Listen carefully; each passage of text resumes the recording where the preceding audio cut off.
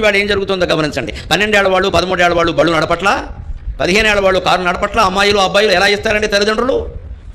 కొడుకు కానీ కూతురు కానీ పొరపాటును తాగి డ్రైవింగ్ చేశారు అని పట్టుబడితే ఇంట్లోకి రానివ్వకూడదు ముందు అసలు.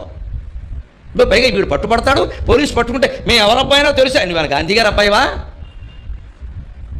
ఆ పోలీసుకి అధికారం లేదు ఏమనడానికి. వెంటనే తండ్రి వెళ్ళిపోతాడు, అక్కడికి తల్లి వెళ్ళిపోతుంది. లేకపోతే సమాజం వల్ల బాగుపడుతుందండి. అందుకని పోలీసులు కూడా ఏం చేస్తున్నారు పాపం, పట్టుకుంటే పట్టుకుంటారు, లేకపోతే వదిలేస్తున్నారు. చూసి చూడట్టు పోతున్నారు వారు కూడా, గొడవ లేకుండా. చూసి చూడట్టు పోయేదా పోలీసు ఉద్యోగం? తోలు తీసేయద్దు, తీసేయడానికి మనం అవకాశం ఇవ్వద్దు. ఆ తోలు ఇంటికి వస్తే తండ్రే తీస్తాడు అన్న భయం ఉంటే వాడు ఆ తప్పు చేస్తాడా? మనం మొత్తం చదివిచ్చేసాం అలాగా. ఏమనంటే మా అబ్బాయి ఏమిటో అబ్బాయి తప్పు చేసినప్పుడు అబ్బాయి ఏంటండి గోమె కొట్టక. ఖచ్చితంగా తండ్రి ఆ చర్య తీసుకుంటే వాడు బయట చేయడండి.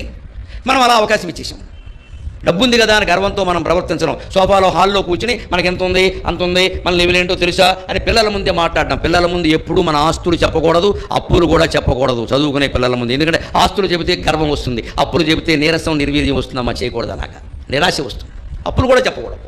అప్పులు చెప్పామనుకోండి, నాన్నగారు నా గురించి ఇంత అప్పులు చేస్తున్నారా, ఇంత చదవడం మానేస్తుంది అమ్మాయి, భయపడుతుంది. లేదమ్మా నీకు కూడా అమ్మాయి ప్రస్తావించింది, ఎందుకమ్మా నీకు ఎందుకమ్మా తల్లి, బంగారు తల్లి నువ్వు చదువుకోమా, నీకేం లేదు అంతేం లేదమ్మా అని చెప్పాలి. ధైర్యం చెప్పేవాడు చదువుకుంటారు. ఆస్తులు చెప్పామనుకోండి గర్వం వచ్చేసి నువ్వు చదవపోయినా పర్వాలేదు కూడా చదవడు. 10వ తరగతిలో ఉండగానే బండి కొనమంటాడు, ఇక చదవడు అసలు. ఇంకా ఇవాళ మనం చేస్తున్నది ఏది, మనకు డబ్బు ఉంది కదా అని కొనిచ్చేస్తున్నాం. పైగా కొందరు తల్లిదండ్రుల ప్రవృత్తి విచిత్రంగా ఉంటుందండి. మేము చాలా కష్టాలు పడ్డామండి చదువుకోవడానికి, మరి మా నాన్నగారు చాలా పడ్డాం మేము కూడా, అందుకే మా పిల్లలు కష్టాలు పడకూడదు. ఎందుకంటే మూర్ఖపు తల్లిదండ్రులు వేరే ఉండరామో నన్ను మన్నింతులు కాక. మీరు కష్టాలు పడ్డారు కాబట్టి పిల్లలు కష్టాలు పడకూడదా? వాళ్ళ కష్టం సుఖం తెలియదా? మన తల్లిదండ్రులు మన అలాగే పెంచారా? సైకిల్ మీద వెళ్ళవలసి పెడితే సరిపోతుంది. ఏ బడి ఏ పాఠశాల కూడా ఇవాళ ఏ కాలేజీ కూడా 2 కిలోమీటర్ల మించి దూరంలో లేదు కదండి. అన్ని చోట్ల ఉన్నాయి కదండి. 2 కిలోమీటర్ల మించి దూరం లేదే. బండి ఇస్తారేమిటండి? సైకిల్ మీద వెళ్ళమని చెప్పాలి నోరు మూసుకుని. బండి ఎందుకు ఇవ్వాలంటే కాలేజీ పోరాటకు అవసరం ఏంటండి? బండిని మనం ఇస్తాం, ఫ్రెండ్ని వాడు తెచ్చుకుంటాడు. అది గర్ల్ ఫ్రెండ్, బాయ్ ఫ్రెండ్ కాదు. అమ్మాయి అయితే బాయ్ ఫ్రెండ్. మనం బండి ఇవ్వడమే తప్పు. వెంటనే తల్లిదండ్రుల యొక్క ఆరోపణ, నేను తండ్రినే కదా చెప్తున్నా మొహమాట దగ్గర. వెంటనే కుర్రాడు ఏమంటాడు, నాకు బండి ఇవ్వకపోతే ఉరేసుకుంటా. వేసుకో, మంగళం కోసం ఇంద్రాయ ముఖనీయ గుణాత్మనే, అంతే లెక్క. వేసుకో, శనదులు పోయింది, ఓసారి ఏడుస్తాం, 10 రోజులు ఏడుస్తాం, అయితే జీవితాంతం ఏడవాలి. ఈ సన్నాసి కోసం జీవితాంతం ఏడవాలి. నేను చిన్నప్పుడు ఎప్పుడో ఎక్స్కర్షన్కి వెళ్తానని 400 అడిగా మా నాన్న. 75. నాకేం తెలుసు 400 అంటే ఏమిటో. గవర్నమెంట్ ఎంప్లాయీ జీతం అప్పట్లో 400.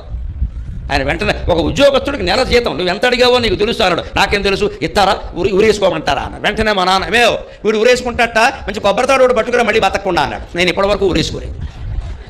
పైగా మా తండ్రి చాలా గట్టికుడు. నిజంగా సూర్యనారాయణ అంటే చెండ ప్రచండ తేజీని లెక్కట్టేశాడు. నువ్వు పోతే 6 అన్నాడు. అయిపోయి లెక్క కౌంటు, మేము 7 నువ్వు పోతే 6 అన్నాడు. అయితే పోతే పోరా ఏంటి, నువ్వు పోతే 6, అప్పటికి 9 మందిలో 2 వెళ్ళారు. పోతే నువ్వు పోతే 6 అన్నాడు. అయిపోయి నాకు భయం వేసింది అప్పటి నుంచి ఎప్పటి వరకు ఉరేసుకోవలసిన బాధలు వచ్చినా ఉరేసుకోవాలి. ఏడ్చేవాడు వాళ్ళు లేనప్పుడు ఎందుకు వచ్చిన గొడవ అంటే నా తండ్రికి ప్రేమ లేనట్టేనా? మీరు దయచేసి ఆలోచించండి. నా తండ్రికి నా మీద ప్రేమ లేనట్టేనా? ఆ తండ్రి లేకపోతే, ఆ బ్రాహ్మణ వంశం లేకపోతే, ఆ గోత్రం లేకపోతే, ఆ యజుర్వేద శాఖ లేకపోతే ఇవాళ గరికపాటి నరసింహరావు అనేవాడు ఉంటాడా? 4 మాటలు మాట్లాడగలడా? నేను నా తండ్రి మీదే కృతజ్ఞతతో చెప్పుకున్న. వంటన్ బట్టకలేదు భాష చేసిన మహోద్యోగంబు శూన్యంబ, ఏ తంటాలున్ బడలేదు వ్యాకరణ గంధం వంటగా ఒంటికి పంటల్ బండును తెలుగు నేలలను కావ్యాలు చూడనే లేదు. నీ ఇంటన్ పుట్టిన భాగ్యమొక్కటియే తండ్రి, నీ ఇంటన్ పుట్టిన భాగ్యమొక్కటియే తండ్రి, నన్ను కాపాడెడిన్. గరికపాటి సూర్యనారాయణ గారి ఇంట్లో పుట్టడం అనే భాగ్యమే నన్ను ఎంతవరకు కాపాడుతుందయ్యా. నాకు అంతకంటే పాండిత్యమే లేదు. నా తండ్రి పట్ల వినయంగా నేను పద్యం రాసుకున్న సాగర ఘోష కావ్యంలో. నేను చెప్పానుగా, ఆయన మాకు ఇచ్చిన బహుమానాలు ఏమిటో గోచిగుట్ట పెట్టి ఇంట్లో గదిలో కూర్చోబెట్టాడు ఒకసారి. ఇంకోసారి ఊరేసుకుంటానంటే తాడు తెచ్చిమ్మన్నాడు. ఇలాంటి బహుమానాలు చాలా వచ్చాయి. అయినా నా తండ్రి అంటే నాకు గౌరవం తగ్గకపోగా పెరిగింది. నాకు ఎలా ఉండాలో ఆయన నేర్పాడు. ఖచ్చితంగా నా పిల్లల పట్ల నేను ఎలా ఉండాలో ఆయన నేర్పాడు నాకు.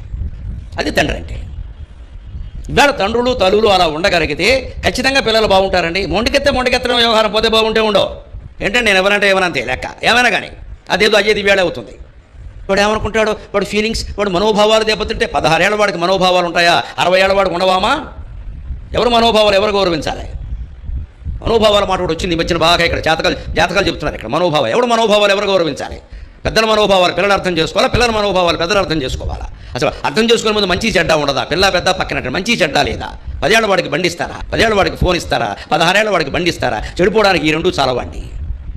7వ తరగతి కుర్రాడు 6వ తరగతి కుర్రాడు చేతిలో ఫోన్లు అయ్యేవేళ వాడు మొత్తం ఏం చూస్తాడో తెలియదా, వాడికి ప్రైవసీ లేదా, వాడు ఫోన్ మనం తీసుకుందుకు లేదా, వాడు దాని మీద ముగ్గేస్తాడండో అదోటి నాకు తెలియదు. మనం ఎప్పుడో చూసా దాని మీద ముగ్గు, సంక్రాంతి ముగ్గు ఎలా అనాలి అది ఏమనాలో మనకు తెలియదు. 100 గీతలు గీసినా అది రాదు, రాంగ్ అని వస్తుంది. తండ్రి మొత్తం బతుకంతా రాంగే వీడికి. వాళ్ళు లేనప్పుడు చూడడానికి కూడా వీల్లేదు. కొన్ని ఛార్జింగ్లో పెట్టినప్పుడు వాడు ఏం చేస్తున్నాడో చూద్దామంటే పాస్వర్డ్ ప్లీజ్ అదేమిటో.